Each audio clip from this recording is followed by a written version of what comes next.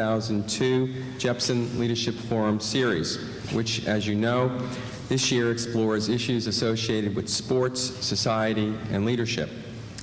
Why this topic? Well, organized athletic pursuits are pervasive in our society. Involvement in sports for most of us begins in early childhood, continues through adolescence, into adulthood, and even into retirement. In other words, sports is deeply embedded into the fabric of our culture.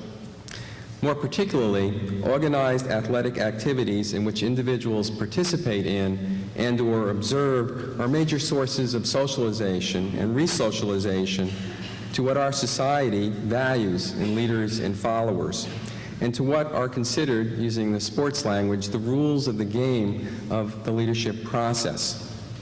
As a microcosm of society, the political, economic, social, and leadership issues and challenges that our democracy faces play themselves out for all to see in the arena of sport. Hence, how sports, society, and leadership interact and intersect is a very worthy focus of attention as part of the Jepson Leadership Forum series. Our speaker tonight, Frank Deford, will develop many of these issues and hopefully will whet your appetite about this year's forum and encourage you to attend the talks by other speakers in this series. In particular, please note that tickets will be available to the public at the Maudlin Center box office the week of October 15th for our next talk, one by Herman Boone, who coached Alexandria's T.C. Williams Titans to the Virginia State Championship in 1971. On November 6th, he will speak on the subject of race, reality, and remembering the Titans. With respect to this evening, after Mr. Deford has completed his formal remarks, he will entertain questions. There are microphones in the aisles, and I believe they'll probably move these two microphones forward at the end. And we request that you please come up to the microphone when you have a question so we all can hear the question at that time. Also, I'd like to take a moment to welcome audience members who are joining us tonight through a live web broadcast. During the talk, they will have the opportunity to email questions in for Mr. Deford. When we get to the question and answer period, Bob Black from the university's athletic department will come up and ask one or two of these questions as the opportunity permits. It's now my privilege to introduce Paul Duke, who in turn will introduce tonight's speaker. As you may know, Paul is a native of Richmond and a graduate of the University of Richmond. He's also on the Board of Associates of the university. Paul is a senior commentator for public broadcasting and for 20 years was moderator of Washington Week in Review, the much-honored news analysis program on PBS. He has written for the Wall Street Journal, the Saturday Evening Post, the Washington Post, and the New York Times, among other distinguished publications. During his 4 decades of reporting on American politics, he has interviewed virtually every important political leader of our time and has covered most of the major Washington stories since the 1960s. He has received numerous awards and honorary degrees, including one from the University of Richmond, and has been inducted into the Washington Journalism Hall of Fame. As a commentator on NPR, Paul Duke is a colleague of tonight's guest speaker, and thus we are honored that Paul is here with us tonight to introduce him. Mr. Paul Duke.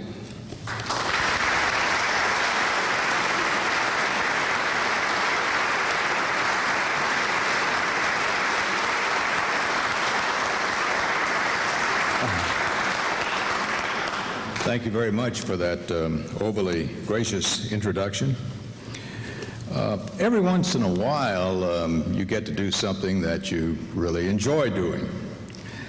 And this happens to be one of those moments for me.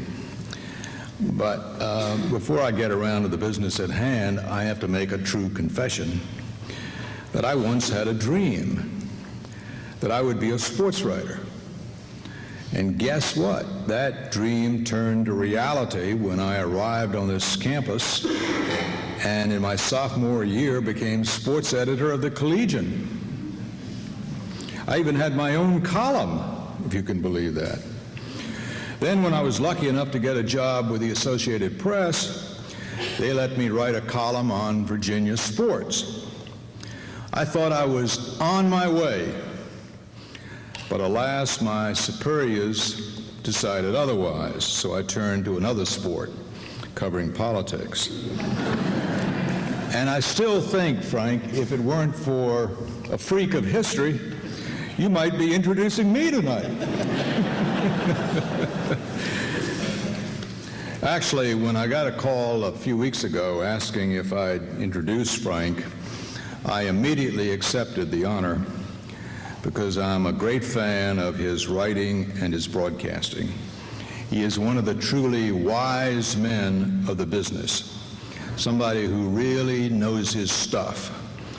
He's a graduate of Princeton, and I suppose, Frank, that if you had come here, you would have been sports editor of the Collegian, too.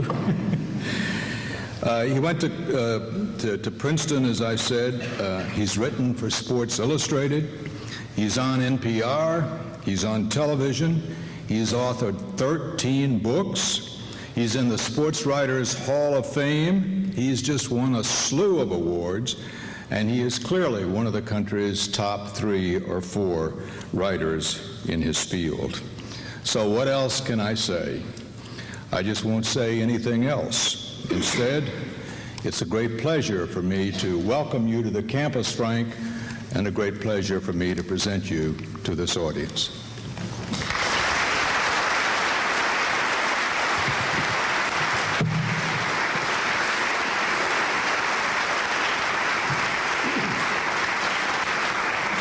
Thank you, Paul. This is something of a homecoming for me, though I don't imagine anybody knew that when they invited me. My mother's family came from Richmond, lived here for many, many years. My mother met my father here in Richmond, married him here, and though I cannot speak with utter authority on this subject, it is my understanding that I was conceived here. I'm one of the few people who has always subscribed wholeheartedly to the idea that Virginia is for lovers. Moreover, my grandfather, a gentleman by the name of Thomas McAdams, went here and graduated, I think, around the class of 1902 or 3. He was very big for his time. He was about 6'1", and I can still see a picture of him and the captain, or at least the center, on the Spider basketball team. So I feel very much at home. And particularly since we're talking about leaders as well as sports, I cannot come to Richmond without reflecting on that dear son of Richmond and a great, great friend of mine, Arthur Ashe. He was probably, among athletes, my closest friend. It always sort of surprises young writers, and I was talking to many of them this afternoon, many of the journalism students, that once upon a time, reporters and athletes actually got along together. They actually liked each other, and Arthur and I were friends. I owe him, too, the most memorable experience that I ever had as a sports journalist, because I went with Arthur to South Africa when he broke the color line there in 1973. The two of us lived together for 2 weeks, and what he did was very wise and brave, and I have never forgotten it. And I remember him fondly. Since I'm back here, I almost welcome the opportunity to let me speak about him for just a minute or so. It was because of Arthur, too, that I once learned the worst and the best about my profession. When he found out he had AIDS, he told me, as he did a number of his close friends, and he asked me, he said, when the word comes out, and I want to keep it a secret as long as I can, I want you to help me with the speech. And when several years later, sports writers began to find out his secret, and this is really fascinating and a fabulous tribute to him, they kept the secret. They admired Arthur so much and loved him so much that they would not let a great story get in the way of that love. Then USA Today found out that Arthur had AIDS and forced him to go public, and that's when some of my colleagues found out that I had indeed known the secret for many years. And I was criticized in some quarters for not being a proper journalist and outing Arthur. To them, a scoop, I suppose, must be worth more than a man's word of honor. And I was so glad, looking back, that Arthur did have those 10 months after he was found out, because in a way, he got in a chance that so few of us have, to have our obituaries published while you're still alive. And he found out how loved that he truly was. So forgive me for just a chance to talk about him. I'm always intimidated when I find myself here as a sports writer in the bosom of academia. Many of you, I'm sure, are familiar with a basketball coach, formerly of Bloomington, Indiana, now bivouacked somewhere in Texas, Bobby Knight, who's also a great student of journalism. And Bobby once said, the best time in every sports writer's life were the 3 years he spent in second grade. So thank you for allowing me, for coming slumming with me. But there's certainly no doubt in my mind that I picked the right time to be a sports writer. 40 years ago when I was in college, President Eisenhower warned us about the military-industrial complex. He was wrong. It's really been the entertainment-amusement complex that looms above us all. And basically, and certainly in more normal times than what we have right now, America produces leisure, of which sport has the advantage of the dual components of both spectator and participant. And don't think for a minute either, and this is something that we in our isolationist mode do sometimes, that America is an especially sports-minded country. It isn't. It's just that until very recently, we had more free time than anybody else to enjoy sports. But wherever I've been in the world, and whether it's Indiana, India, or Indonesia, wherever, the two things that I always hear men boast, the two things are, number one, we have the prettiest women in the world here. And number two, we have the greatest sports fans. Not athletes, you understand, because that can be proven on the field. The best fans. Enthusiasm, like beauty, is subjective. We love sport more than anybody else. That's very, very important to men. And you know, it's so important that apparently sports now is even more important than sex. I did an article on golf in Sports Illustrated a couple of years ago, and we did a very serious survey. Talked for a long time to people on the telephone, and we found out that 81% of the men interviewed, 81% said they would rather shoot par than spend a night with the most beautiful woman in the world. But not only that, this is true, I'm not making this up. 47% of the wives said that they thought their husbands were better lovers because they played golf. You go figure that. But let me, for the moment, leave sex aside, because I come here to talk more about education and college athletics. I've quoted Bobby Knight. Now let me quote another wise man on the subject of student athletes.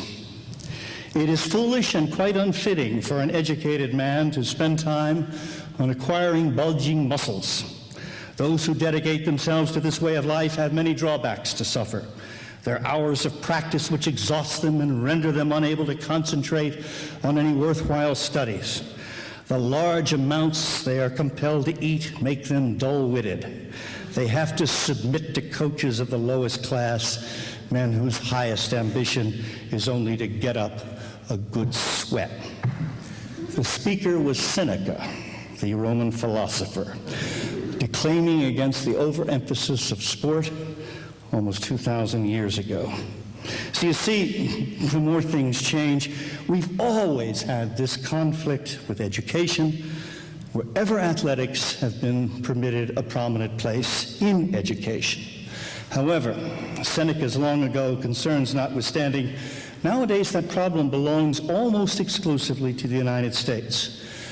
There are no primetime soccer games between the Sorbonne and Oxford. But apparently, emphasizing school sport is in our American genes. And also it seems to be an unavoidable conflict wherever sports are introduced as a foreign agent onto the campus. Because we often take refuge in that comforting myth that it's only been recently that athletics have been a scandalous problem in higher education. Soon we can get back to the good old days when sports were pure. Would anyone have an idea here when the first intercollegiate athletic contest was held? Well, it was in 1851. It was a crew race. It was between Yale and Harvard, which probably wouldn't surprise you. But curiously, it wasn't held on the Charles River in Boston or the Connecticut River. No, it was held in a lake, Lake Winnipesaukee, way up in New Hampshire. Why might that be? Well, it seems there was a gentleman who owned a railroad that went from Boston up to Lake Winnipesaukee.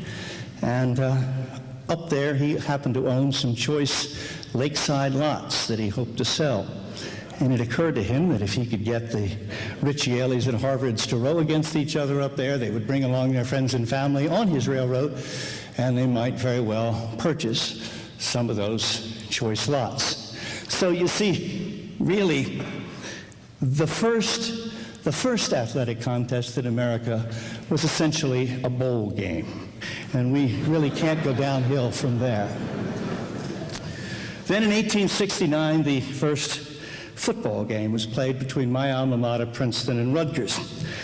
The third scheduled game that fall was canceled because the faculty was appalled at how much attention the sport was already getting paid. Already, just the third game at the expense of academics and religion.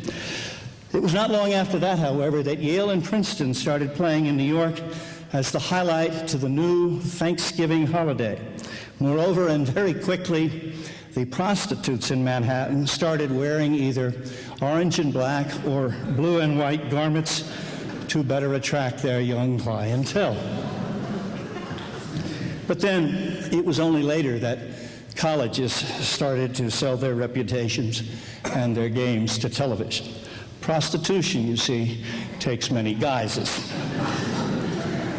But we effete Ivy Leaguers, that's myself included, should be very careful when we look down our noses at the athletic hoi polloi and those barnyard institutions out in the hinterlands. Make no mistake, Yale was the very first football factory, and we are all of us, in a way, co-indicted conspirators in the company of that famous guileless president of the University of Oklahoma, who actually uttered these famous words to the Oklahoma State Legislature.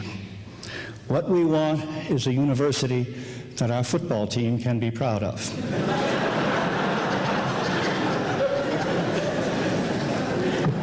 A certain vigilance is always required at every college in the United States because it is part of our culture for trophy sport athletics to stick their nose into the Campbell's tent and to try to nudge their way in. A recent study entitled The Game of Life, co-authored by William Bowen, a former president of Princeton, examined college athletics over the last half-century at all sorts of universities, from private schools as small as Williams on up to huge public state schools like Michigan. And what Bowen discovered in this study shows with very compelling statistics that even in the finest academic institutions in America, there has been an insidious intrusion by sport. The athletes everywhere are awarded admission over more deserving students. Athletes are more advantaged by affirmative action than are racial minorities or academic or alumni legacies. In fact, at many universities, for all the talk about letting African students in, all they're really doing is letting in African American athletes. Athletes at every college in America, it seems, everywhere, presumably, I would imagine, yes, including Richmond, have developed a privileged Mandarin society. Almost nobody seems to be exempt. And sport's a very tricky intruder. It changes the whole environment. For example, Women in athletics used to speak proudly about how women athletes had better grades, a higher graduation rate, even a lower percentage of pregnancy than the female college population at large. That was true when Title IX first became effective. But the newest figures show that with each passing year, women athletes in college mimic the lesser example of their brethren, the male athletes. That is, their grades decrease. Worse, they don't even do as well in predicted grade performance. And moreover, like male athletes, they become insulated on campus, showing very little interest in college outside of sports. So if Title IX has brought equality, and thank God it has, it has also, ironically in a way, brought a decline down to equality. It seems impossible for any school to escape the sins of big-time athletics. But of course, the sad fact is that the moral transgressions committed by universities are often worse than the technically illegal breaches of mere NCAA statute law. And eventually, it seems, if you depend on sports, they will consume at least part of your reputation. As I've said, college sport has never been pure, but it's also true that college sport doesn't seem to get just a little bit progressively worse. At a certain point, the impurities in the system simply transformed it. As Engels was fond of pointing out, you can make hot water cooler and cooler, but at 32 degrees Fahrenheit, water simply becomes ice. It's not water anymore. And as improper as college sports might have been all along, at some point they have simply become another thing altogether in many schools. And we should be offended, but we're not. James Duderstadt, the former president of Michigan, has written a confessional, really a confessional of a book. And he admits that, like most university presidents, he pretty much just ignored the athletic department and let it operate as an independent fiefdom, praying that there would be no major scandal on his watch. College presidents simply have too much to do, too many other problems to take on athletics, and so no one does. It's also difficult to dispel the myth that if a school does well in big-time sports, in football particularly, it will gain in prestige and fundraising. It's a very dubious claim, though. The best evidence is that when a school does do well, when it wins a championship, yes, its fundraising increases, but only for athletics. Alumni fans don't give to the school, they don't give to academics, they just give to the athletic department. Likewise, whereas a championship team may increase applications to a school, what is commonly called the Flutie factor, because of the rise of applications to Boston College after Doug Flutie won the Heisman Trophy, these applications aren't necessarily of a higher quality. Basically, you just get kids who like sports. The Bowen study also blows away the claim that you need sports to keep the alumni happy and involved. In fact, the statistics of all the schools in the study, from Michigan and Notre Dame on the one side down on to Bryn Mawr and Denison on the other, showed that the vast majority of alumni do not want a single penny extra put into athletics. What the study showed is that the alumni, believe it or not, most concerned about their alma mater's educational merits, believe it or not. And at the base, the fact remains that the vast majority of big-time athletic schools lose big on athletics, even millions of dollars a year. There are only a few Ohio States and a few Nebraskas. There are many more Rutgers and Vanderbilts and North Carolina states. Trying to make money off sports in college is really fool's gold. And the sad thing is that it is often the most successful sports schools, that is, in terms of profit and publicity, who have the fewest intramural sports. This attitude that we have accepted, that schools and colleges should only concentrate on the very best athletes, the cream de la cream, works its way down now to junior highs. No wonder so many of our children are sedentary and obese. We don't bother to exercise them. It's as if we didn't bother to teach English to all students, but only Tagalog or Sanskrit or Kurdish. We only taught that to an elite few of the linguistically brilliant. But that doesn't mean at all that every student shouldn't have the opportunity to play. And playing sports is not just important for the exercise. It's so classically the sense of being part of something. She's on the team. He's a team player. Talk about leadership. I will cite Billie Jean King, who I think probably after Jackie Robinson is the most important athlete in the 20th century in America. And there was a time when I was working with Billie Jean on her book. And when in passing I started talking about my own brief comet-like moment in the sun as a high school basketball star up in Baltimore, Billie Jean almost began to cry. I couldn't imagine what in the world I had said wrong. But she told me then that my remarks had only reminded her of one of the great disappointments of her life, the fact that she, as a high school player, had not been allowed to play on a team, because then there were no girls' teams in sports. And she went on to say something that very prescient, that no matter how popular she was, or how famous, or no matter how popular a famous Chrissy Everett say or Peggy Fleming were, women's sports would never truly achieve parity with men's until there was a strong and popular women's team game. And I think now with women's basketball that appears to be upon us at last. And I'm not so sure that we can appreciate yet what it will mean in America now that girls can grow up being on teams just like boys. I think it's going to have a huge cultural effect.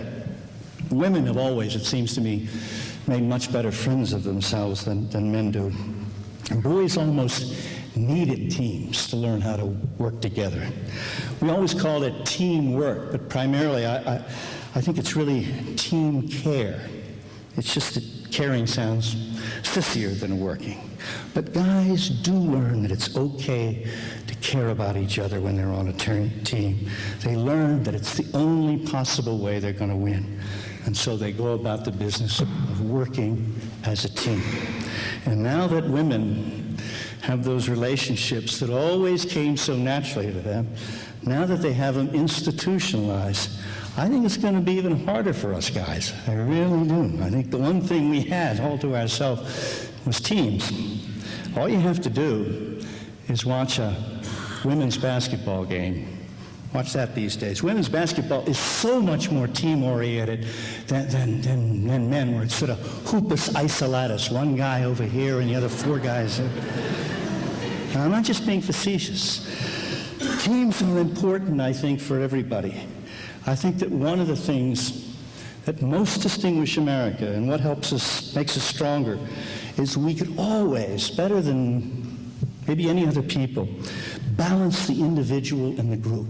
Those two things, the singular and the plural, the star and the team. Other cultures seem to stress the one or the other, the collective or the individual, the idiosyncratic.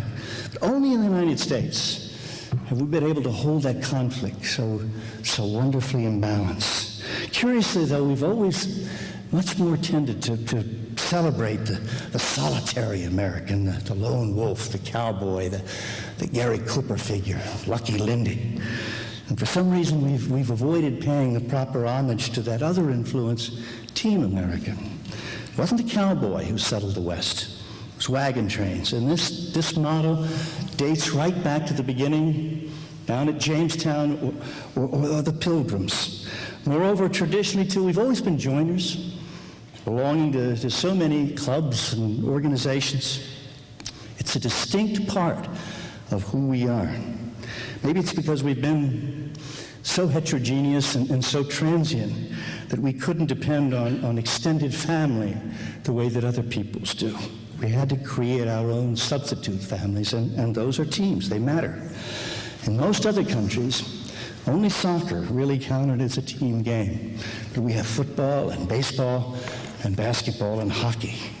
So it was so natural for us Americans, American boys, to grow up being members of school teams, learning how to cooperate and to succeed in that way. And the individual, so romantic, but the American team is a very underrated part of our shared experience that defines us and sets us apart as Americans. And that's why I think it's so important that at all schools, young boys, young girls, young men, young women be given the opportunity to play.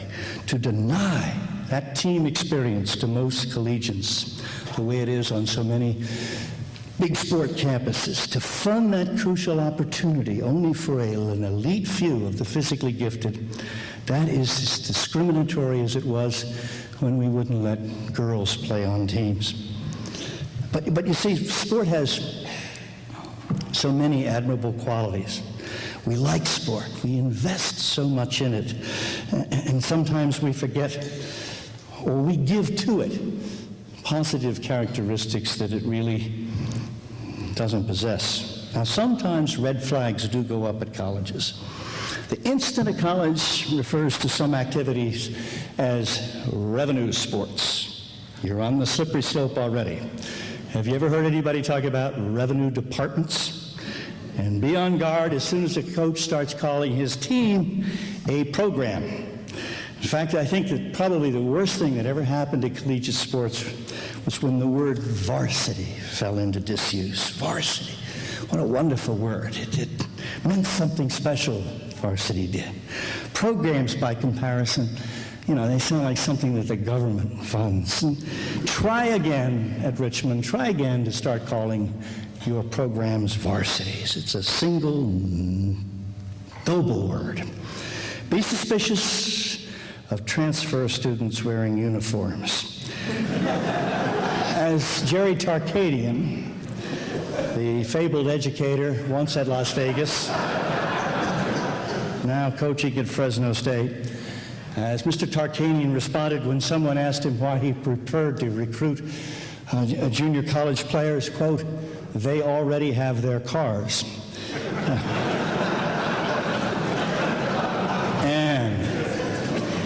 And beware of coaches who become more important than their teams and their players.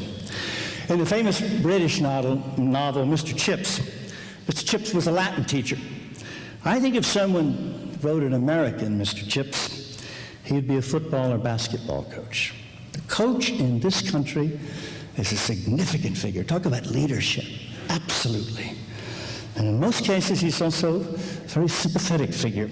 In fact, several years ago, a distinguished educator named Theodore Sizer, who had been a dean at Harvard, was appointed to head a federal commission to study United States education. The report's conclusion was not positive about our scholastic situation, except perhaps for this particular assessment. Ironically, the Sizer report declared, ironically, it is the athletic coach, often arrogantly dismissed by some academic instructors as a kind of a dumb ox, unworthy of being called a real teacher. It is the athletic coach who may be a school's most effective teacher of skills. Yes, coaching is a most honorable profession, but coaches, some of them, also have the power to be Circe, luring education into a pig pen. No one learned that the hard way about coaching heroes better than I did. I had the experience once of insulting the premier coaching idol, Bear Bryant. And that was at the end of the Bears' distinguished career when he was trying to break the same record that Joe Paterno is struggling to break right now. And I went down to do a story on the Bear, and he blandly acknowledged to me that he was just merely hanging on for this record. He said, "I'm just hanging on this full record. My assistants are really doing all the coaching." At that time in Alabama, if you remember, it was widely thought that the Bear walked on water. People wink when they said that, but I think most of them truly did believe it. And I found just a sad old man. And not only that, he had a problem that a lot of sad old men have, which was, and I can't say this delicately, he had a bladder problem. It was not as if I was a great investigative reporter. It was very obvious that he had a bladder problem, and he talked about it all the time anyway. And so I mentioned it in my story, just in passing, and it was a firestorm. On the one hand, the people of Alabama thought that he had a demigod, and here comes this damn Yankee who reveals that he was just like you and me with bodily functions. There was a petition delivered to my editor demanding that I be fired. 5,000 names, and most appropriately, it was written on toilet paper. And I also got my favorite letter of its kind, anyway. It was written by a Methodist minister, and I had to give him credit. He wrote it on church stationery, and the Reverend so-and-so, such and such, Methodist Church, so-and-so, Alabama. It was very much to the point. It said, "Dear Mr. Deford, whenever your parents would like to get married, I would be delighted to perform the ceremony."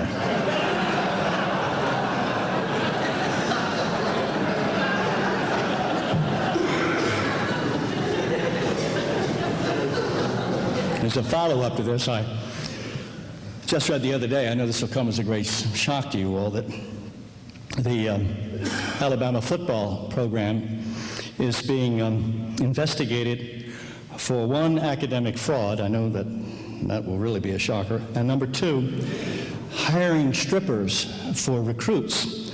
And the rumor is that one of the strippers billed herself as Bear Bryant.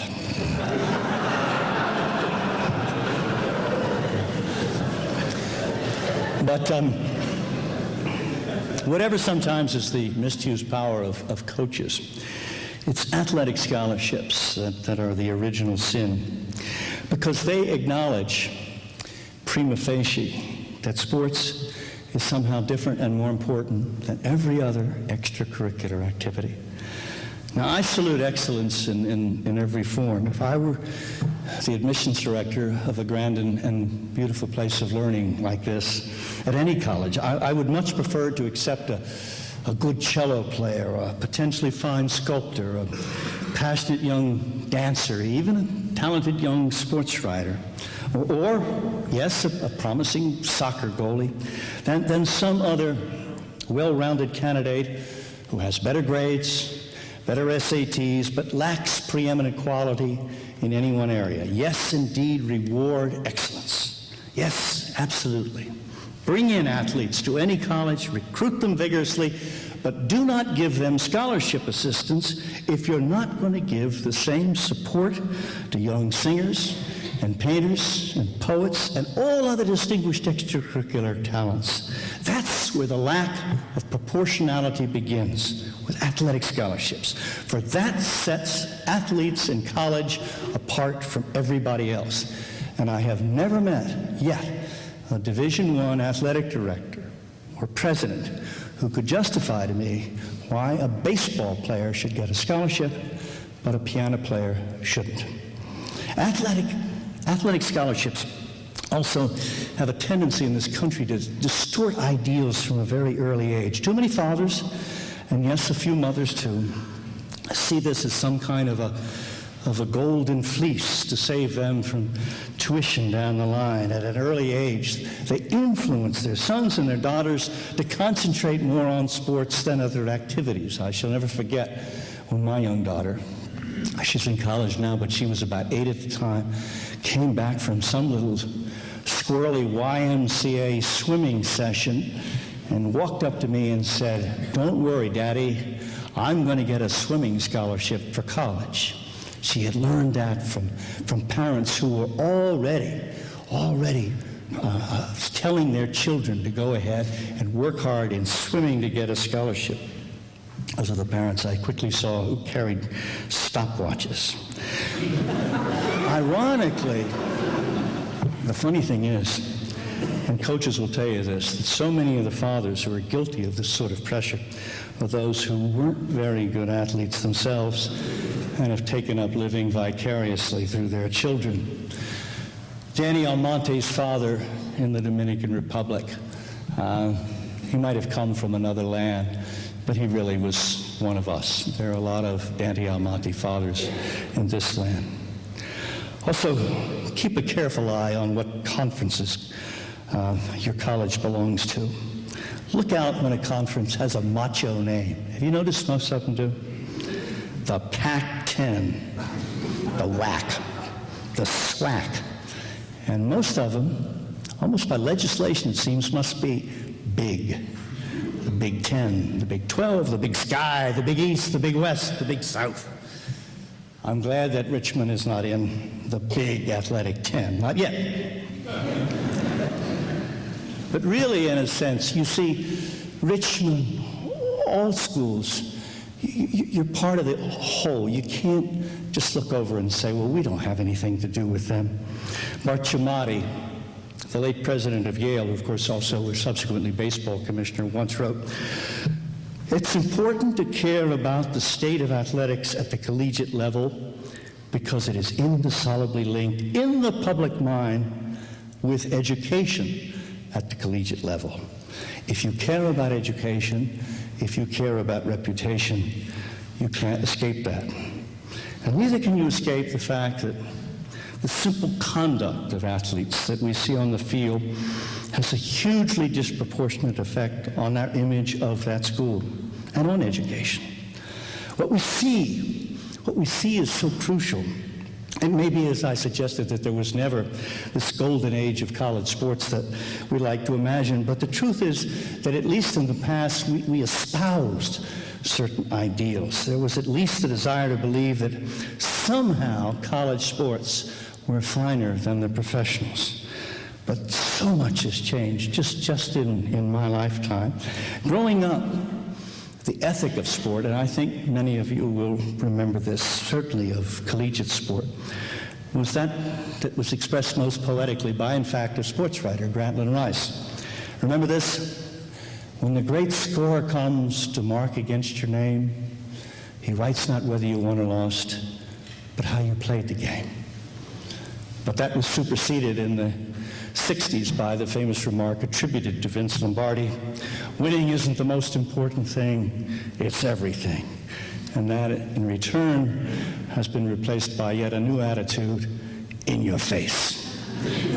So you see, we've gone in a relatively short period of time from seeking to play games for the sheer joy of them, to playing them strictly for victory, to playing them not only for victory, but so that you might humiliate your opponent. And this attitude, yes, it's been primarily advanced by the pros, but what is so sad is that college has done little or nothing to slow the trend. If anything, because of the hypocrisy in college sport, it possesses even less moral currency than the pros. More and more, college athletics is nothing really but a handmaiden of the pros. It offers no leadership, moral or otherwise. It just goes along, justified by the same moral imperatives that motivate professional athletics. Student athlete, the NCAA doesn't seem to care much about education. It only really cares about eligibility. But of course, there is big and there is real big. And then there is football. One of the great sins of big-time universities today is that when cutbacks are required in athletics, say to conform with Title IX, then the more defenseless participant sports are the ones axed, while mighty football goes untouched. Now, football is a wonderful sport. Please make no mistake how I feel about that. It has many, many psychic qualities that it lends to a campus, especially since it comes now at the start of the school year. I always say, hey, if you're going to have a football team, then make damn sure you have a respectable one, because if you start off the year with a loser year in and year out, I'm convinced that it really can have an adverse effect on the spirit of the whole school the whole year long. But football is also a gargantuan monster that must feed off the land around it. There's a very good reason why a lot of women in athletics refer to football as the real F word. No one, especially athletic departments, which are often stocked with football people, want to hear it. But football really is the major problem in athletics, not only in big-time colleges, but in Division III colleges, in high school. It's just so big and so consuming, and of course there is no female counterpart. And really, think about this now. Do we need college football? Do we need college basketball? Do we any longer need colleges to provide spectator sport entertainment in the United States of America? Think about that. Times have changed. Tastes have changed. At the time that the popularity of college football developed in this country, there was only one professional league, baseball, with only 16 teams in 10 cities in the northeast quadrant of the country. Now we have 110 major league professional men's franchises in 41 different U.S. cities, plus women's leagues, lacrosse leagues, arena football leagues, volleyball leagues, not to mention the World Wrestling Federation. Now surely that is enough professional teams to bet on and amuse every sports fan in America without any longer having to pollute higher education. I want you to know, too, that I say this having been on myself a national championship team. That was the Light Beer All-Stars. I'm sure you remember them. I was the sportswriter All-Star for a time. And the truth is I was a bit intimidated when I first arrived because I had written about some of these guys, and not necessarily kindly. And anyway, I figured that the last thing they wanted was to have a sportswriter in their midst. I found out very quickly, though, that they didn't care if the devil himself had joined their company, as long as you didn't blow your line when doing the commercial, because the longer you blew the line, the longer it took us to get back to the hotel and drink light beer. And since my line consisted entirely of either taste great or less filling, it was not really a problem. The one guy, though, who had the hardest time with his lines was, I think you'll remember him, the great big defensive end, Bubba Smith. Bubba had so much trouble with his lines, and this must have been a first in drama in the theater. The one line he blew one time was his own name. But my favorite was the time that Bubba and Dick Butkus were doing a commercial, and they were walking down the fairway, and the thrust of the commercial was that golf was a more difficult game to play than football. And the line that Bubba was supposed to deliver was, yeah, it's a lot easier hitting a quarterback than a little white ball. Only what Bubba said time and time again was, yeah, it's a lot easier hitting a little white quarterback.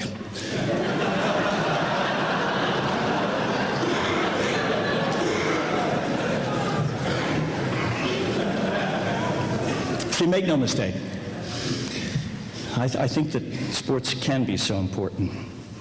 We tend to say, oh, they're just games. This is what you heard after the terrible tragedy of September 11th. Sports people being self-conscious said, oh, they're just games, we can't play them.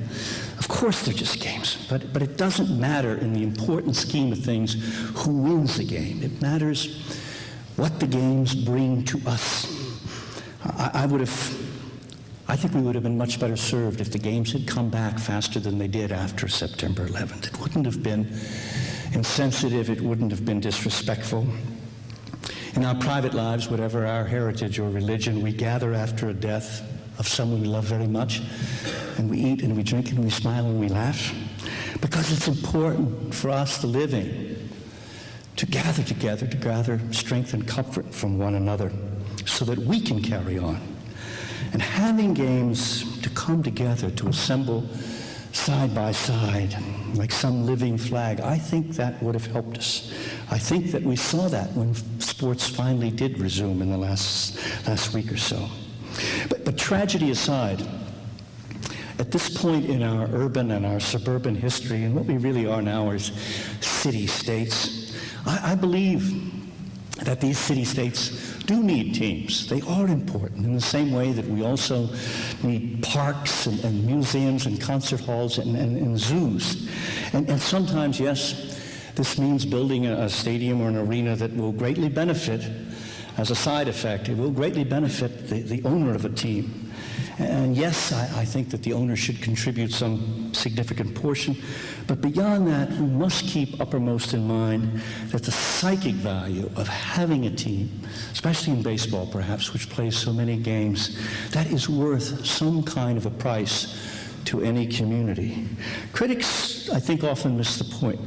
A team is a cultural advantage, a sociological advantage, not an economic one. Never fails to amaze moral custodians that most taxpayers are delighted to pay for stadiums or for arenas and donate all kinds of extra financial goodies to the fabulously wealthy men, yes, like George Steinbrenner, who own the teams. Rationally, of course, it makes no sense that the poor people in our society will pay for stadiums that benefit the richest. And newspaper editorialists are always going on about how absolutely foolish the people are. But the voters are not dimwits. They know very well, yes, they're giving foolishly unto wealthy owners. But they continue to vote that way, though, because that's how the system works. If you want sports in your city. You know, it's very much kind of a medieval arrangement. Back then, the serfs contributed crops to the lord of the castle because he provided them with protection. Today, the taxpayers contribute to the sports owner because he provides them with amusement, and we need that. And yes, of course, if you had some kind of magic scale and you could weigh sports against schools or libraries or hospitals, of course you would skip over stadiums and arenas. But we can't measure the intrinsic. And how blue is blue, how pretty is pretty, how happy do cities need to be to get along. And if these city-states that retain any sense of union, then sports, I really think, is an effective way to achieve that goal. Sports can bring everybody together. And so, as much as I may find fault with sports, perhaps especially in colleges, I do believe that the sports boom is never going to burst. There's only one prime reason for that, and that is, of course, that until very recently, only 50% of the audience had really been tapped. It's only in the last generation that the term athletic woman has not been an oxymoron. Not long ago, in fact. Not long ago, it was one girl playing sports in school for every 8 boys. Now, thanks to the impetus provided by Title IX, it's almost even up, almost the same number of girls playing sports in school as boys, and the same number of young women in college playing sports as young men. Now, the only thing is that women have some catching up to do, and that is watching sports. Women just don't seem to be as good at that as men do. You're right, even now, even with all these women's sports out there, the only sport that women watch more than men is figure skating. Women are not doing their job. It may be that they just don't possess the sports spectator gene the way we do. Or it could be the other way around, that men will watch anything. Someone once said, men don't want to see what's on television, they want to see what else is on television.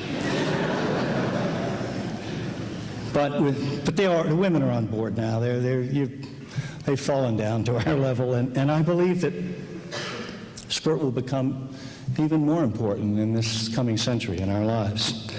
And I think especially perhaps that women are fans now and embrace sports.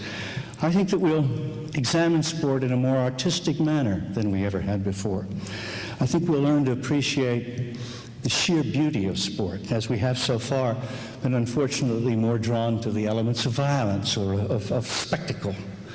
I think it's instructive that while that beauty was first prominently honored by the Greeks in time that faded. The Greek influence in so many other areas, in art and philosophy and drama and in government, remained through the ages. But sport was unable to travel down through the years with the same sort of esteem. And there's a lesson revealed here.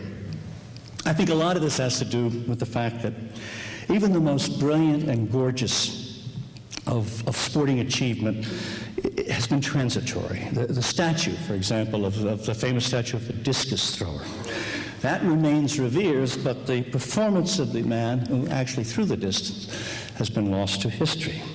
That art, which is most prized, is that which was saved or could be saved.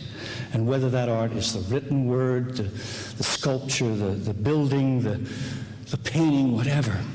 Until very recently, in music, we remembered and honored most the composers, not the musicians who performed the work, because we could not retain their performance.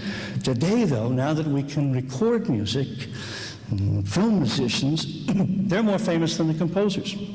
I read not long ago that nobody wants to go see any new operas. The ticket buyers just want to go see Domingo and Bartoli and so forth, singing Puccini and Verdi. But sports is ideal. It cuts out the middleman. You don't need anybody to compose a game. You don't need anybody to write a script for Mario Lemieux or Ichiro or for the Williams sisters. You just need the performers. And now that we possess the technology to retain those magnificent athletic performances for posterity on film, sport should logically, I think, gain in stature with the other arts that could through the ages be preserved. Why would we foremost remember, for example, a George Bellows painting of boxing when we will have the genuine vision of Muhammad Ali boxing for real on film? Why 100 years from now should the jump shots of Michael Jordan not be as revered as much as the lilies of Monet or the characters and themes of Fitzgerald? We will, after all, be able to see and study what all these athletic geniuses did back there in the 20th century. Athletes as much as any other artist. So I think that the appreciation of sport will actually expand more in this visual era ahead. It will be more important. And the college that doesn't recognize this will be ignoring, I think, a serious field of study. I believe sport will be, and I know it's an awful word, emphasized more, but emphasized in a good way, a different kind of emphasis, and a better kind of emphasis. For all the abuses and the excesses of big-time college sport, and for all that sport can tarnish and distort the editorial mission of our colleges, nevertheless, there's so much good about it. There is so much that is right about games and sweet about sweat. Now, Yogi Berra and Phil Rizzuto were on their way to a speaking engagement in New Jersey, and they were tooling down the highway. And Rizzuto said, "You know, Yogi, I think we're lost." And Yogi said, "Yeah, but we're making such good time." And with that, as my scripture, I'm going to stop now, but I would welcome any questions that you might have.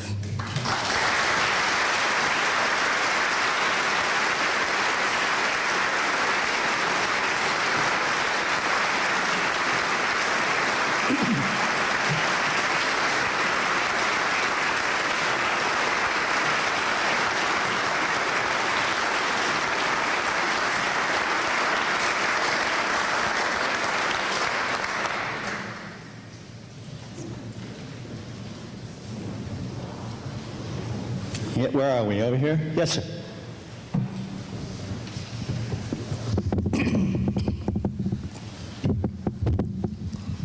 We got mics. Great.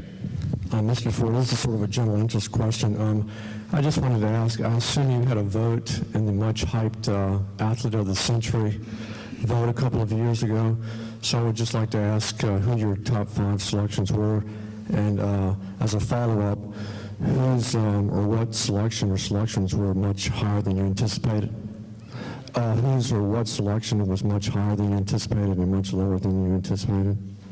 For some reason, you're too close to the mic. I'm sorry. I couldn't hear the end of it. Okay. But the first question was who I voted for in the athlete of the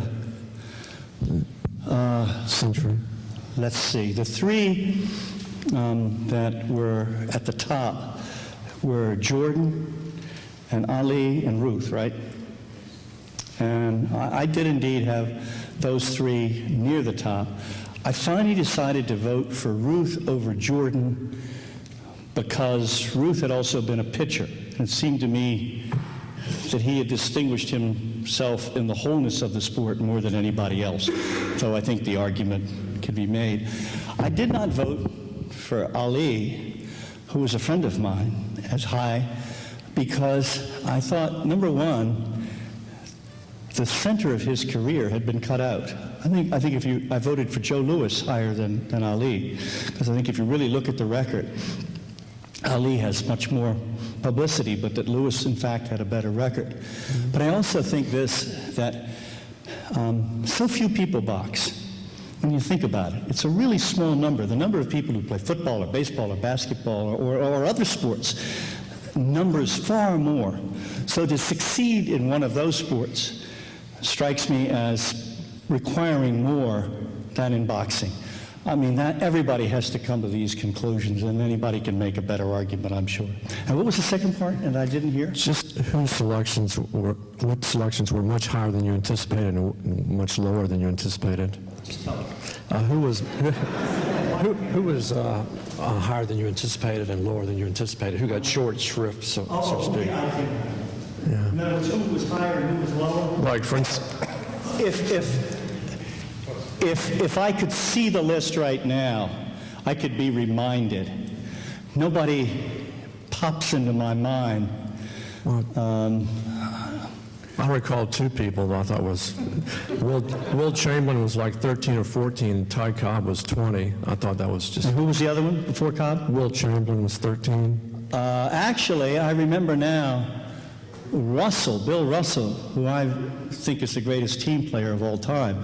I had Russell in like the top 5, and there were all sorts of basketball players who were better than he was. Cobb probably suffered because everybody hates him so. Yeah. You know, it's not a scientific poll. All right, thank you very much. You know, modern athletes did much better than athletes from the past. Yes, sir. I'd like to ask about some of your personal writing, Frank. Okay. You got two things.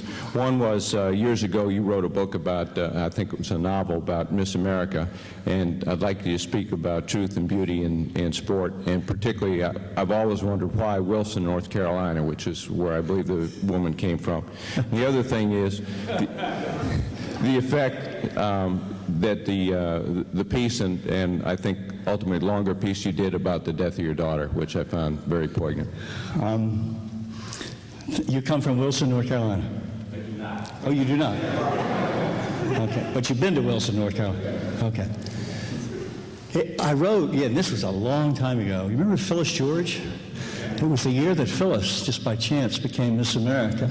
And I wrote not a novel about Miss America, it was sort of a pop history. I was sort of fascinated by the Americana. I've always been interested in Americana. And so I wrote sort of a history of Miss America, looking at it as a real American institution.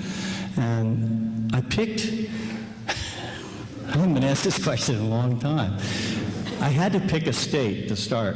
In North Carolina at that time, which you all know calls itself, what, a valley of humility between two mounds of conceit, the conceit being Virginia and South Carolina. North Carolina had the most contestants, the most local pageants, so I figured that was a good place to start. And Wilson just happened to be at the right time of the year.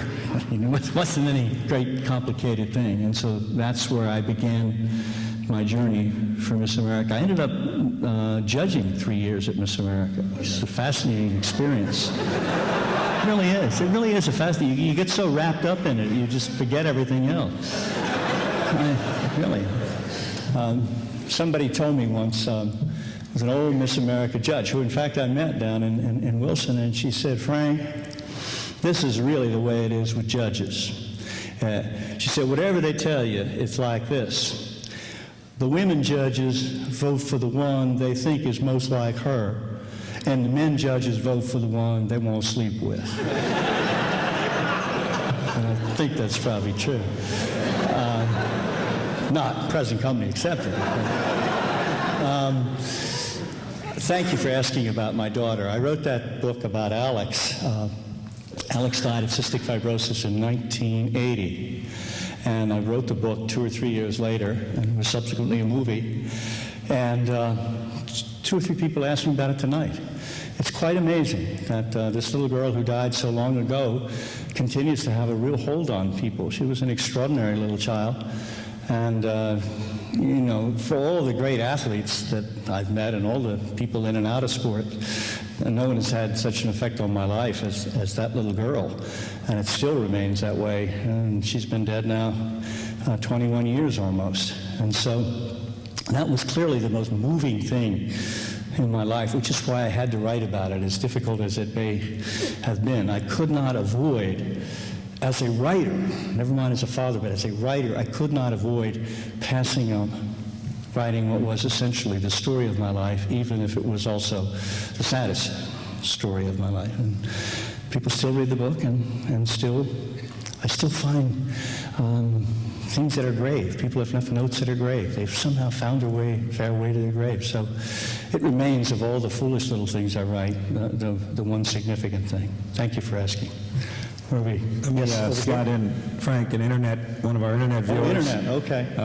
From Alexandria asked, do you think that the NFL should create a minor league like baseball has? I don't think the NFL needs a minor league because it's doing quite well with colleges that are in effect a minor league. I think they'd be damn fools to have a minor league. It costs an awful lot of money. And actually what both the NFL and the NBA hate is that these players come out so early, because by coming out early they don't develop reputations, and they're not box office draws the minute they arrive. It takes them 2 or 3 years, as it does in baseball, to develop reputations. So I wouldn't think it makes any sense for the NFL. Do you advocate the removal of varsity sports from higher education? And if so, like, what do you advocate to replace it? No, I don't want varsity sports finished. I just want them held in the right perspective, in the same way that we hold campus theater and campus radio stations and campus newspapers and campus choirs and all those things in the right perspective. And there are an awful lot of sports and an awful lot of colleges that are in right perspective. Most sports are held in the right perspective. It's usually just football and basketball. So no, I think sports have a place in every institution. So do you advocate a reduction in those programs or an increase in the others? I would think that there should be a more of a balance in the amount of money that's allocated. In other words, do we want to build huge stadiums and arenas when we could take that money and have everybody in a campus play games? I think it's more important for a lot of people to play than a few people. I think that's healthier for us, and that's also true, as I say, all the way down to grade school. Thank you. Okay? I was wondering what you think about the professional basketball players playing in the Olympics, whether they should be allowed or not. Whether the pros should be allowed in the Olympics? In the Olympics, yes. There are two different ways to look at that.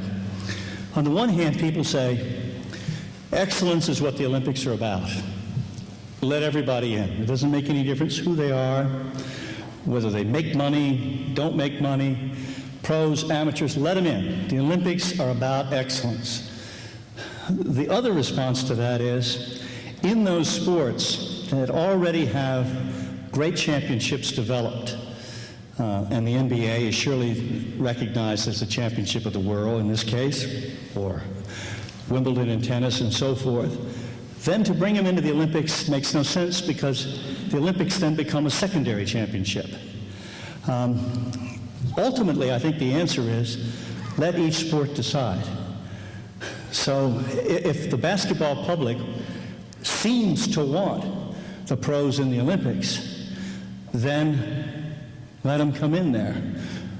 The sports in the Olympics are just so entirely different. If you ever go to see fencing, for example, in the Olympics, it bears no resemblance whatsoever to, say, track and field. It's apples and oranges.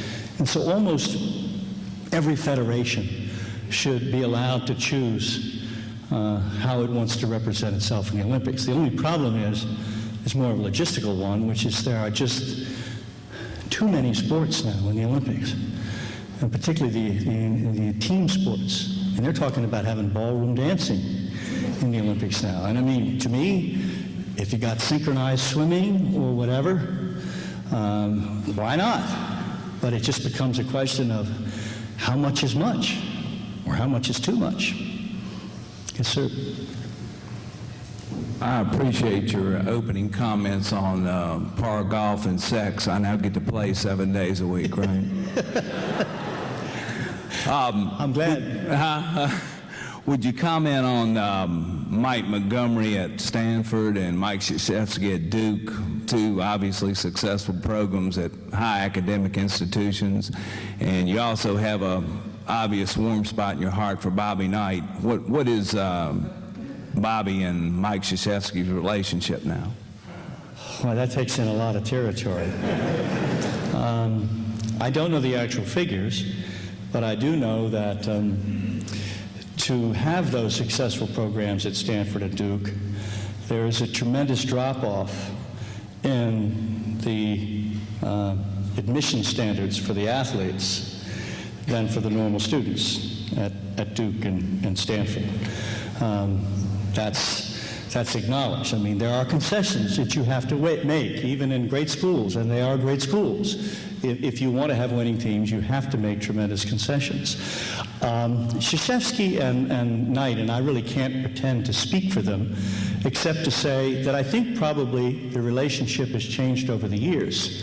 At one time, it was a mentor-student kind of relationship. And obviously, it isn't that anymore. If anything, Krzyzewski has surpassed Knight in excellence in what he's done. Knight is one of the most intriguing figures in American sport. I mean, this is a guy who is intelligent, engaging. He's got so many wonderful ideas. I stayed up with him one night talking till 2 or 3 o'clock in the morning about the Civil War. He's a great authority on generals, which maybe doesn't surprise you, and strategy, and indeed Patton was his favorite and so forth. I mean, there's no great surprise there. But Bobby just seems to have a screw loose. I mean, there just doesn't seem to be any nicer way of putting it there. That this guy seems to have it all so right. He's had a wonderful percentage of his students who graduate. He cares about his players, and on and on and on. And then he does what he does. And Bobby's real problem is that he never accepts criticism. He's great at giving criticism, but it never seems to dawn on him that he may have made a mistake. And that really is his problem. But he's found a home in Texas Tech, and they obviously think that he's worth it. We'll find out.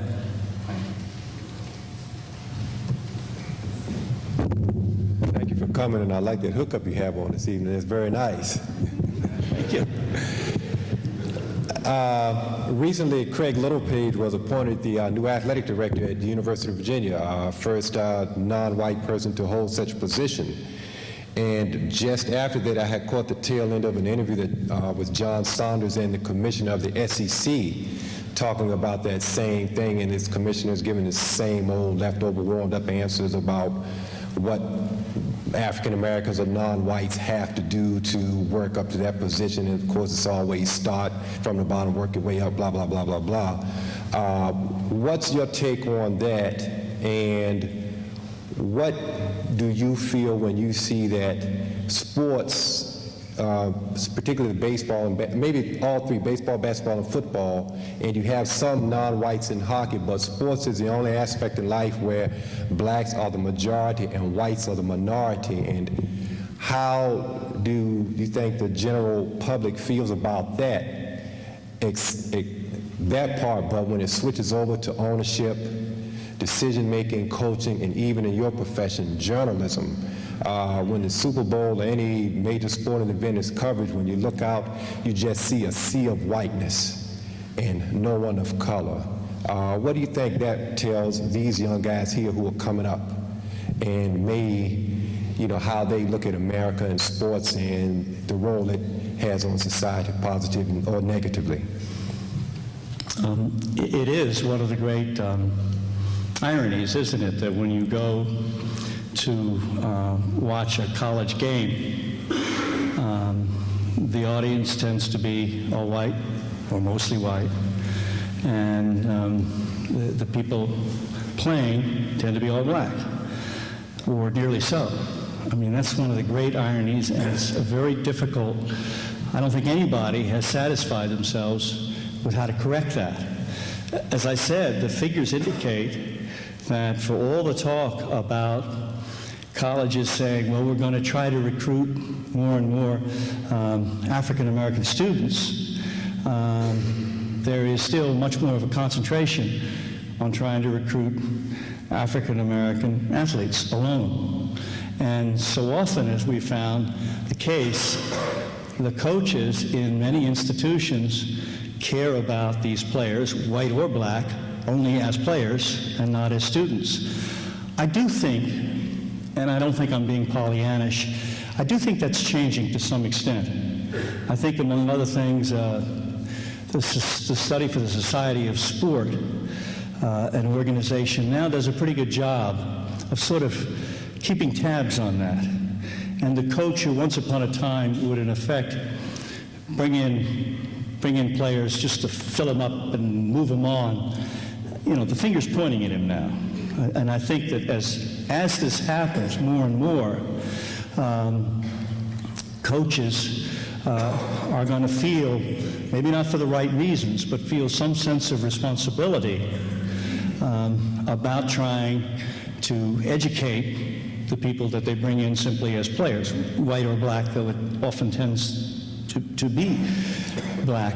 I think part of the problem, though, is that so many young African Americans feel that the only way out is to be an athlete. I mean, and why do they feel that? Obviously because a lot of other doors are closed to them. They're in poverty and so forth and so on. You know all the reasons. But that is a large part of the problem, that sports appears to be so seductive, that this is the only way they feel that they can get out. And so take a typical middle-class white kid. He may be a good athlete, but the chances are he's not investing all of his future in that sport. And I think that it was somehow we've got to find ways to convince those black kids that the chances of being, never mind Michael Jordan, the chances of just getting into the NBA for a year or two are so remote, you might as well trying to be an astronaut. And I think that's part of our problem, and I don't think we've done a very good job of addressing it.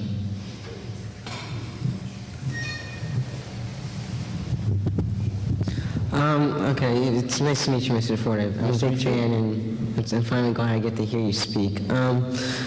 There's been a lot of positive and negative hype about Barry Bonds chasing the home run record that Mark McGwire set back 3 or 4 years ago. And I was just sort of curious, you know, do you feel that it's a good thing for baseball that Barry Bonds very shortly could be breaking the record, or that it could be something that's going to be very negative to the effects of baseball? I don't think it could be negative for baseball if Barry Bonds breaks the record. He's certainly not a very popular character. Both McGwire and Sosa were really popular guys, and Bonds isn't. There may be some racism tinge to that, but I think if Tony Gwynn were going for the record, the whole world would be cheering for him, or Sosa again. But I don't think it can hurt baseball. I think what may be hurting baseball is that there are too many home runs being hit, and so there's a sort of a cheapening. But whether or not Bonds achieves it, I don't think is necessarily bad for baseball, no. Let me slide in another baseball question from an internet viewer. I think you could talk on this for a couple of hours. Should Pete Rose be in the Hall of Fame? I didn't ask it, an internet viewer asked. Somebody asked me, what question do you get asked more than any other when you give speeches? And I said, I guarantee you that one person will ask me about Pete Rose. And it's fascinating. And of course, part of the answer to this Pete Rose question is that question is asked all the time. Do you think Pete Rose really wants to go into the Hall of Fame? I'm not so sure he does, because then nobody's going to ask about him. Pete Rose is much more valuable out of the Hall of Fame than he is then. All you have to do is go to Cooperstown, New York, when the game is held up there, when the enshrinement is there. And across the street, there'll be 7 or 8 great players.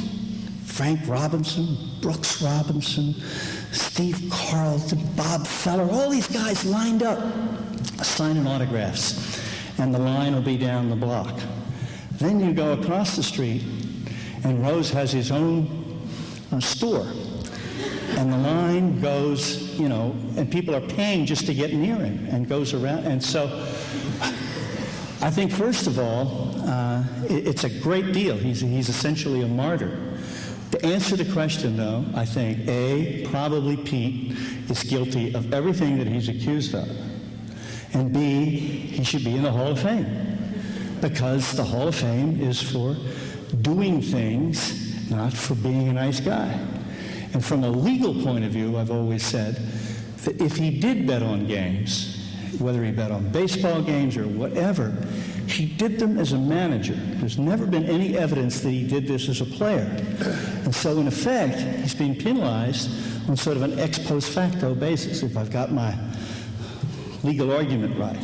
So, that's it. Put him in the Hall of Fame, and he'll go away.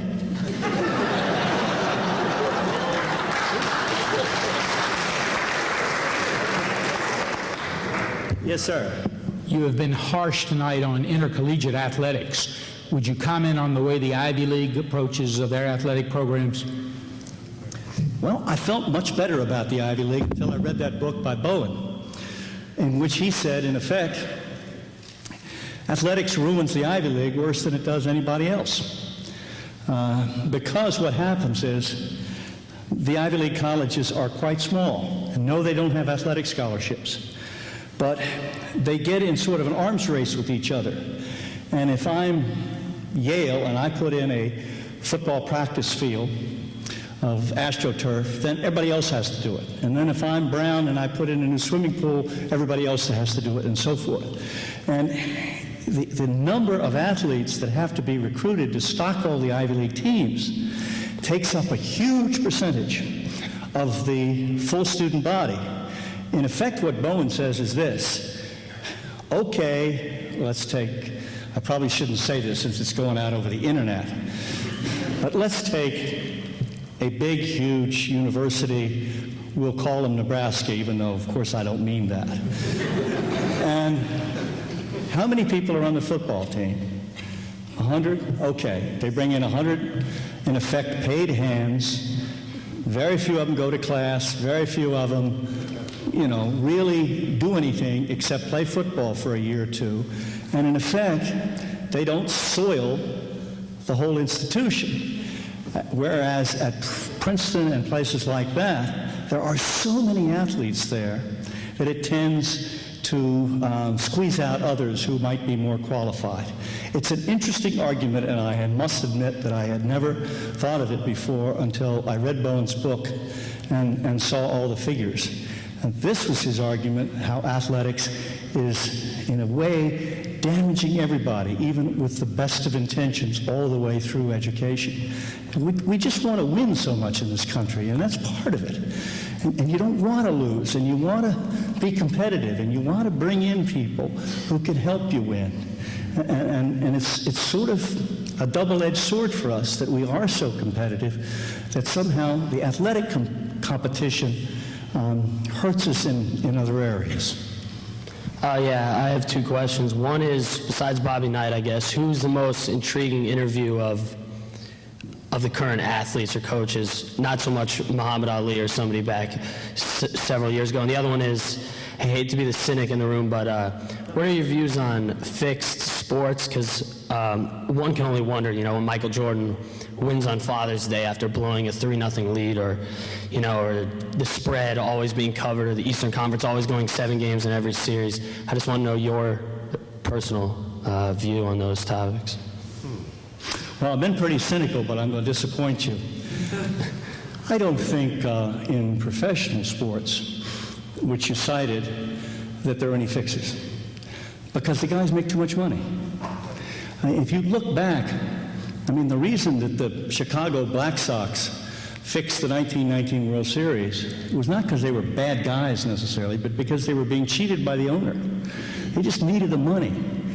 The amount of money that you would have to pay somebody to fix a game now is just over the top. And even to fix an official, I just can't conceive of it. There's too much. There's too much at stake. There's too much to lose.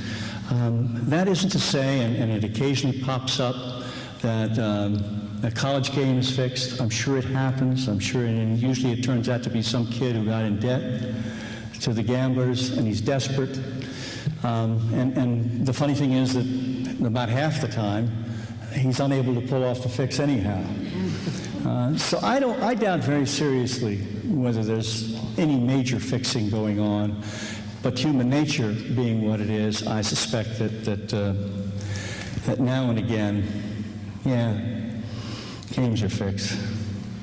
And what was? Oh, you wanted to know? Most intriguing interview of the modern athletes. Yeah, Anna Kournikova. Next question.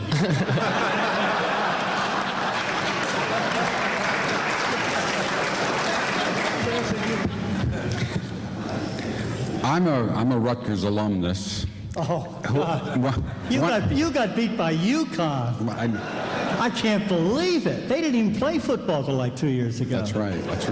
And I think I would personally like to see Rutgers still play Princeton in football. You could beat us, maybe. I was wondering if you remember an article that Duke Snyder wrote, I believe in 1957 or 58, for a magazine that I don't believe is in existence anymore, where he said that he played baseball for money. And what an incredible furor was created. He might as well have said that he didn't like apple pie or he hated his mother. In light of that, and by my calculation, Alex Rodriguez is making about $42,000 per at-bat for the next 10 years. Do you see salaries in sports as a bubble similar to high-tech stocks? And if so, what are the consequences for professional sports? Where does it end? Well, from a Rutgers man, that's a whale of a question. I'm a former sports writer. Former. You got smart. Got religion. I do wonder whether this current economic situation will finally break that bubble that you've been talking about. I don't think, for example, that Alex Rodriguez could have gotten anywhere near that contract this year. It isn't that people feel it's just too much, because, what is too much for playing a game? But I think maybe we've just topped out, particularly with with the tragedy on top of everything else. I said on NPR the other day, suppose you're a company and you're laying off employees. How do you justify putting out $150,000 for some luxury box? I think it becomes very hard to do. An awful lot of people are being laid off for work, and going to major league games now, it's one of the reasons that minor leagues are so attractive, is an event. It's like going to the Broadway theater or something. I mean, it can cost you, well, you know what it can cost you, a couple $100 if you're really going to take your family and buy souvenirs and popcorn and everything. And I think an awful lot of people in the coming year might say, can't do it this year. And so I think we've always wondered what would happen when the good times ended. And I think maybe it's going to have a tremendous effect, and that there will be at least a trough now. I don't know how long it will continue. But I just don't think that players' salaries can be justified. And if we find out that the television rights money starts to go down, then it really will be not a panic, but not like talk about the tech stocks, but I certainly think it will decline. I think this is the first time we can seriously imagine that the economics of sport, which have just been like this, are going to start to level off and maybe even go down. They're even talking about maybe cutting out teams for the first time, and maybe that's necessary. And thank you, and I didn't mean all those bad things about Rutgers. But you lost to UConn. I couldn't believe that. It's unbelievable. Yes, sir. I have a kind of a two-part question about performance-enhancing drugs. One, is there a solution to the pervasive use of them in Olympic-type sports like track and field or cycling? And the second part is, how pervasive do you think the use of performance-enhancing drugs is in baseball? I can't answer the baseball question, except look at the arms. I mean, they just don't look right, do they? I mean, I even heard, I forget who it was one of the announcers, Sims or Theismann, I think it was, saying quarterbacks just didn't used to have arms like that. We had great quarterbacks. They just didn't have arms. I mean, these guys don't look real anymore. So it's naive not to think that those kind of drugs are available and used in every sport. Even sport where you don't need strength, what they do is they make it possible for you to practice more often. They give you endurance and build you up more so that they are valuable in every which way. There's supposed to have been a study taken a few years ago, and I've never seen this study, but everybody talks about it, so it may be apocryphal, but nonetheless, in which a number of American Olympic athletes were asked the following question. If I could give you a magic drug that would guarantee you a gold medal, but 5 or 6 years from now, you may die, would you take it? And something like 75% were supposed to have said, give me the drug. And I do think it's an apocryphal study, but I also think it speaks the truth. What you find when you talk to people in these sports, particularly the speed or strength specific sports, run the fastest, lift the highest, that kind of thing, is that if you don't take the drugs, you don't win. I remember interviewing Carl Lewis a little while ago, and Carl said, at the one level, it's probably only 1 out of 10. He said, when you get to the final of the 100 meters at the Olympics, it's probably 5 out of 8. And I suspect that's probably true. And I think part of it is, it's very hard to catch people.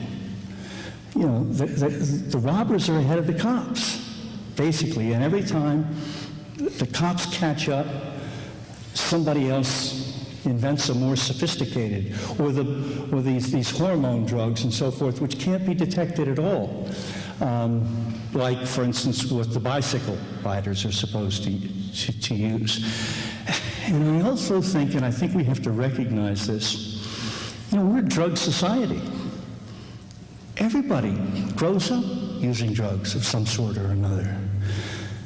Valium, or they get cosmetic surgery, or You know, we do that. We think that drugs are, and we not think, they are part of our lives. And so it is very difficult to say, well, they're going to be part of all our lives except when it comes to sports. I think that's naive. I just don't know how we're going to stop it. I think it's going to be eventually like, well, we didn't have professionals. Now we have professionals. You weren't supposed to have coaches. Remember Chariots of Fire? That was a big issue there. Well, you can have coaches. You can have better shoes. You have better training. You have better equipment. And I think more and more people are beginning to look upon drugs in that same way. They are very common, and I can't tell you how depressing it is to be in an Olympic press box and somebody sets a record or does something absolutely marvelous, and half the people say, he's on drugs, she's on drugs, what difference does it make? I mean, talk about just taking the heart right out of you. It just goes. It just, you lose faith in sports, I suppose. And the question about Barry Bonds, I mean, at least nobody says every time he hits a home run, he's on drugs. And they do say that in the Olympics. Thank you. I hate to be so discouraging, but I wish I could find a silver lining there. Yes, sir? I watched Richmond play Montana last winter. I was up and watched Richmond run all over Virginia. The only thing that kept Virginia in the game and was a pass. I watched them play Villanova this past weekend. The pass did them in. I'm asking, in your reference to the coaches and associates, you got any ideas you can pass on to our coach?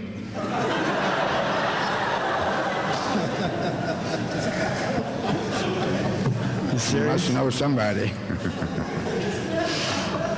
You just got to go out and bring some players in who, don't have any SATs and don't qualify, and then give them some drugs. That's what I would tell the coach. There's somebody out here who would know. Huh?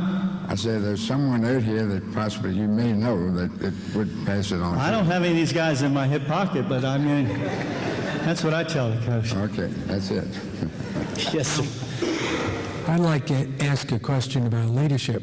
It's my impression that the universities and colleges are doing a good job at producing, after their sports participation, far more substantial community leaders that come out of the sports environment. Here at Richmond, we have a terrific guy named Barty Smith and a recent graduate named Mac Janney. And at my university at Cornell, Ed Marinaro, and some others. And they are more the majority than the ones who are attempting to abuse the rules with drugs because of the academic standards that are demanded here at Richmond or at some other good universities. And I think we overlook those because of the star brightness of a couple of abusers who are blessed with God-given talent. And I want you to comment about, or ask you to comment about, the ability of the university in its current structure, which is producing these athletes and successfully into society over all these years. Why should we change? I don't think there's any question but that the student athlete, the genuine student athlete who comes out of this culture of ours is somebody who's uniquely qualified, because it is someone who is the old, the sound mind and the sound body, and he has learned leadership and learned working on a team, cooperation. I don't think there's any question about that. That ideally, we should all then have the opportunity to play games. That's what I'm saying. I don't think you have to be an All-American to learn how to be a leader. I don't think you have to be an All-American to learn how to be a team player. Because those people are gifted with talent. And people who aren't so gifted can still learn all those attributes. So I think games, sports, athletics, whatever you want to call them, are vital for creating better citizens, and the more people who can play, men and women, the better. One follow-up question. We here in our local community are experiencing a difficult situation because of SOLs. In the state of Virginia, the SOLs have been in place for 2 or 3 years.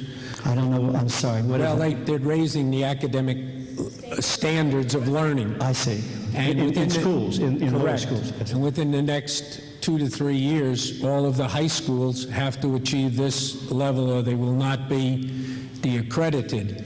And therefore, they're cutting back on the time that they permit students to participate in athletics because it's all book learning, and they're taking the time away from that leadership quotient of what you learn in team participation sports. Without being that familiar with the situation, I'm reluctant to talk in any detail, but I certainly think in general, children should have the opportunity to participate in games. I think it's terrible sometimes we find that the first things that they take away from schools are athletics or drama or music, those sort of extracurricular activities which are considered to be subsidiary to the more strictly academic. And I think sometimes that's an unwise choice. So I think that the balance of the academic and the extracurricular is vital. One last question. All right. Please bear with me. What in your mind, that you've been, worked with and seen so many academic students, what is the difference between a student getting into a good institution with a 1200 SAT score versus a 13 versus a 1250, where there may be some bending of a rule? Gee, this guy is not a 1300 or a 1250, but he is a 1200 or 1175. Is there any significant difference? I think that if someone is superior in one attribute, one quality, and it's a difference of 25 points or 50 points or whatever, take the kid who has the greater potential. I mean, I know that it's so hard to be an admissions officer. It's just impossible. It's playing God in a way, and you can never really know. But yes, I say take the person who is excellent in one field as opposed to the generalist. That's what I would say if I were the head of admissions. Thank you, sir.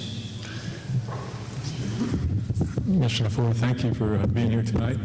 A question, I think a lot of us that are involved in sports realize that there are a lot of life lessons that can be learned that carry over from the practice field or playing field to our everyday lives. There's a story that has been attributed to you, and I'm hoping it's a story you'll remember. If not, please forgive me. But a situation in high school where you were playing on a basketball team, and one of your star players on your team was it was like a fourth foul, and you were told to raise your hand to take the foul because you want to keep him in the game. No, I did it instinctively. Okay. I think I told that story once. It just shows you. Well, it stood out to me. I'm a basketball coach. But that kind of was after doing that, you mentioned too that you felt, you won the game, but you felt bad about it because you felt like something was cheapened inside of you because you kind of twisted the rules a little bit. So that was kind of a negative type of experience, but I want to slant it more on the positive side, but maybe you can elaborate on that a second. But what life lessons maybe have you learned through sport that stick with you to this very day, that maybe one or two that you could share with us? Well, it's amazing that you would know that story because I did tell that almost in a confessional once. And you had the story. Absolutely right. We had this great big center, and there was a scuffle underneath, and I knew he had 4 fouls on him, and I only had 2 or 3. And the whistle blew, and I went right like that. And And I was credited by the coach for being a canny, mature player. And we won the game. But the fact that I can remember this silly little episode many years later, I think I felt a little dirty about it. And it made me wonder even more. If the coach had told me to, that'd be one thing. But the fact that I was mature and sophisticated enough to do that on my own made me sort of wonder about myself. But I certainly think that in my experience in sport, playing as a kid and then being around great athletes, I mean, what I learned from Bill Russell, who I cited earlier, for example, the quality of team play, of seeing that in action. You don't have to be on the team necessarily, has taught me many lessons. It's just no question about it. The whole idea of what I talked about of being part of a team. I don't think you can achieve that by yourself. I think it means even more in some respects to be the champion of the NBA as opposed to the champion of the Masters. I don't know, I've never been either, but I think maybe it means even more having that camaraderie and being part of a team. And that's why I say it's just so important, and I think it's really going to matter that girls have this opportunity now to grow up in the same way that boys do. I think there's a tremendous amount that you can learn from sports, no question about it. But it's also true that we can learn those things in other elements of our life. Okay, last question. Last question. I have actually two parts of this question. The first being... Everybody at Richmond seems to have. The last one I think you'll like. The first part of this question is concerning graduation rates. Today I received an email. I'm on a list and I receive emails about scandals in college athletics, working in athletics. The University of Arkansas had 5 student athletes, arrested today or indicted. Charges filed against them for someone that worked in the registrar's office had changed their grades. And speaking of graduation rates, I read a study last week that actually is surprising that the African American student athletes' graduation rates are over 10% higher, while the white male are actually down. Why is that surprising? We're at a university now where we have an 82% graduation rate. We boast. Why is that surprising to you? And secondly, whatever became of the National? Why did it leave? No, I'm not surprised that you have an 82 percentage graduation rate, because many good universities do. There's also huge differences between, and this is almost true at all schools, the rates in various sports. And invariably, the big sports have lower graduation rates than the more casual sports, where the players tend to be more inculcated into the whole campus and the whole idea of education. But no, I'm not surprised if you have that higher rate. The National. Did anybody besides you remember? Yeah? Oh my. The National was a newspaper that I ran. It's been defunct about 10 years. And what happened was we couldn't deliver it. It was very simple, and nobody ever figured that out. It's a lot harder to deliver newspapers than you might imagine, because they can't go through, laser beams. And you have to take the newspaper and take it out of a printing press and put it onto a truck and deliver it to somebody's house, and it has to be there at 6 o'clock in the morning or they don't want it. Most of the successful sports newspapers abroad, which is what the model came from, are bought at kiosks with mass transportation. I know that's a terribly dull thing, but that's really what happened. We had a wonderful owner, and he lost $150 million in 18 months, so he certainly gave it his all.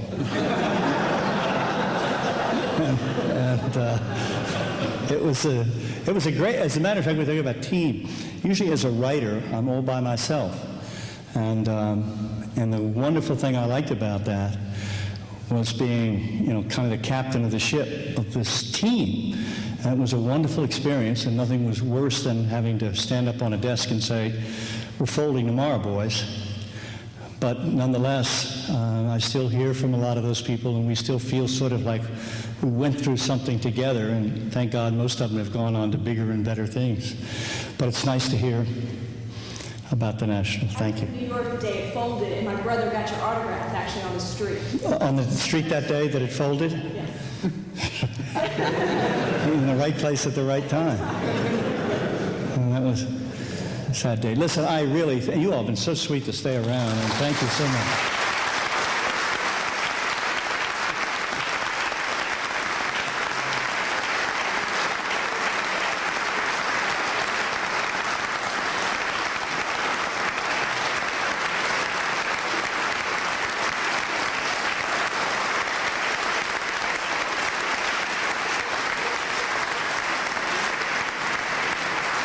I think we're all most appreciative for Frank for spending so much time now answering questions. I hope everybody had a chance to ask a question if they had one.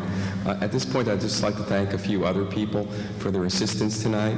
First of all, on behalf of myself and Sue Sain, the coordinator of the Jepson Leadership Forum Series, I'd like to extend special appreciation to Pat Choknick and to Jim Hall in the Alumni Affairs Office for their assistance on tonight's webcast. In addition, I'd like to express thanks to the entire University of Richmond Athletics Department, especially Jim Miller, Julie Ellers, and Bob Black for being so supportive of the idea to study leadership around a sports theme this year. And finally, I'd like to thank our public broadcasting station, WCVE-FM, now known as the Community Idea Station, for contributing to community knowledge by rebroadcasting the programs in this series. Tonight's lecture will air on October 14th at 7 p.m. on 88.9 FM. I hope that you've enjoyed tonight's program and that you'll join us for the other programs in this series. Have a great evening. Thank you.